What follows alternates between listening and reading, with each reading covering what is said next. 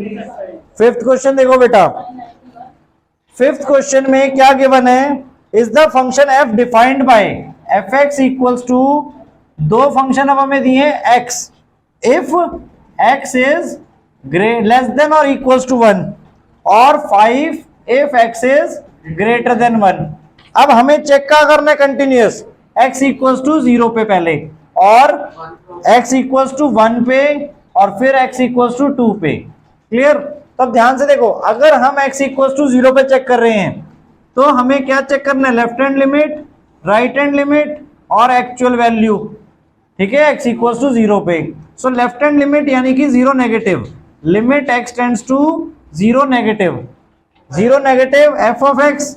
सो कौन सा function use करेंगे हम उसके लिए, फर्स्ट वाला x 0 नेगेटिव का मतलब 0 से जस्ट छोटा है, तो 0 से जस्ट छोटा मतलब जो लेस देन 1 है वो 0 से छोटा ही है, तो x आपका, तो यहाँ पे x आ गया और x की वैल्यू क्या पुट करनी है देन 0, तो आंसर क्या आ जाएगा आपका 0।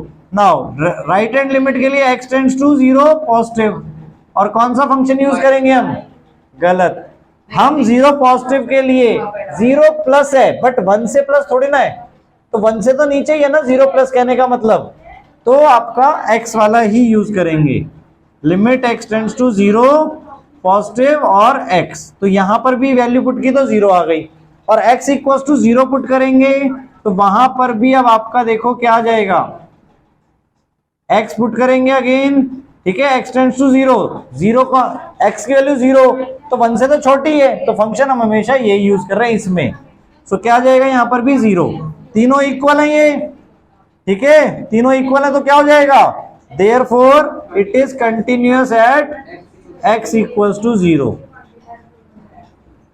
यहां तक क्लियर हुआ? अब 1 वाले के लिए देखो, अब 1 के लिए चेक कर रहे हैं अगर हम, तो क्या होगा, left hand limit, right hand limit और फिर से x इक्वल्स टू 1 हमें निकालना है। क्लियर?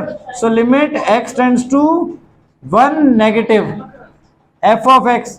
अब 1 नेगेटिव का मतलब क्या है, 1 से जस्ट छोटा, अगर 1 से जस्ट छोटा है तो क्या होगा, x यूज करेंगे हम, क्योंकि x लेस देन 1 ये हो गया हमारा।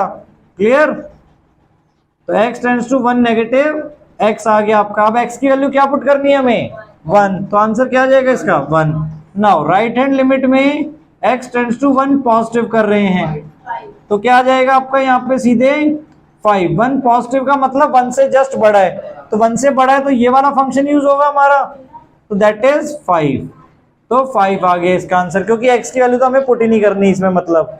क्लियर? x इक्वल्स टू 1 के लिए भी आपका ये वाला फंक्शन यूज होगा, limit x tends to 1 f of x, और कौन सा फंक्शन ऊपर वाला, क्योंकि इक्वल्स टू x वहीं पे था 1 में।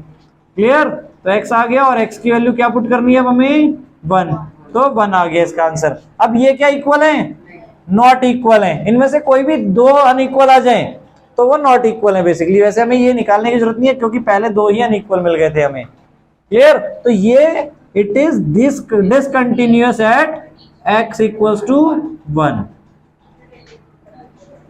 आया समझ में? क्योंकि अगर वैल्यूज अलग अलग है तो वहां पे वो डिसकंटिन्यूअस हो गया। क्लियर ये पॉइंट? नाउ अब x इक्वल्स टू 2 का चेक करना है, तो again left hand limit, right hand limit और x equals to 2। So left hand limit में limit x tends to 2 negative डाला हमने, यानी 2 से जस्ट छोटा, अब 2 से जस्ट छोटा है अगर, तो वो 1 से तो बड़ा ही है। क्लियर? तो कौन सा फंक्शन यूज करेंगे हम, 5 वाला। So limit x tends to 2 negative के लिए हमारा फंक्शन जो यूज होगा दैट इज 5। क्लियर? और x की वैल्यू अब हम पुट नहीं कर सकते इसमें, तो आंसर आपका क्या आ जाएगा 5। राइट हैंड लिमिट में क्या होगा हमारा, again limit x tends to 2 positive, so आपका फंक्शन अगेन 2 पॉजिटिव मतलब 2 से बड़ा है जस्ट, तो 1 से तो बड़ा ही है, तो कौन सा फंक्शन यूज किया जाएगा 5, तो 5 अगेन, तो आंसर इसका क्या आ जाएगा अगेन 5। तो इसका आंसर भी आपका 5 है, और x इक्वल्स टू 2 पे पुट करेंगे तो क्या आ जाएगा अगेन 2, 1 से बड़ा है तो यही वाला फंक्शन यूज करेंगे, तो आंसर इसका भी 5 आ जाएगा। क्लियर? तो इसका तीनों आंसर सेम आ रहे हैं, तो it is continuous at x equals to 2। तो अब इसमें एक इंपॉर्टेंट पॉइंट देखो बेटा, देखो हमारा जो फंक्शन था वो कहां से अलग अलग हो रहा था, 1 की वैल्यू से। क्लियर, 1 से नीचे कुछ और था, 1 से ऊपर कुछ और था, तो ये डिसकंटिन्यूअस भी कहां पर आया, 1 पे ही आया। तो इसका मतलब क्या है कि अगर हम 1 से नीचे कोई भी पॉइंट ले, जैसे हमने सपोज 0 लिया या 0 के अलावा कोई और पॉइंट लेते, तो वो हमेशा कंटिन्यूअस ही आएगा। आपका डिसकंटिन्यूअस सिर्फ वहां पे आ सकता है जहां पर इसकी वैल्यूज चेंज हो रही हैं, फंक्शन चेंज हो रहा है।